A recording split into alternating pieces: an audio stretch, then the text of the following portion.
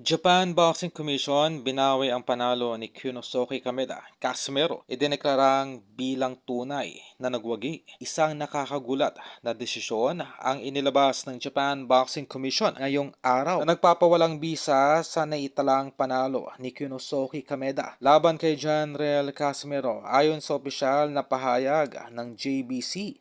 Ang desisyon ay batay sa masusing pagsusuri ng laban kung saan napagmasda ng hindi kaaya-ayang boxing style ni Kameda na umano'y lumabag sa diwa ng patas na laban. Bukod ba dito, lumitaw ang mga ebidensya ng sabwatan sa pagitan ni Kameda at ang kanyang pinsan na nagmamay-ari ng promosyon na nag-organisa ng laban na nagdulot ng malaking pagdududa sa integridad ng resulta. Dahil dito, formal nang idineklara ng JBC si Janriel Casimero bilang ang tunay na nagwagi sa nasabing laban na nagbigay ng bagong twist sa kontrobersyal na engkwentro. Ganun pa man, mahalagang bigyan diin na ang desisyon ng Japan Boxing Commission ay may limitasyon sa kanilang jurisdiksyon. Ayon sa mga alintuntunin ng World Boxing Organization (WBO), mananatili pa ring panalo itong si Kunosuke Kameda sa kanilang opisyal na talaan. Ito ay dahil ang WBO ay may sariling proseso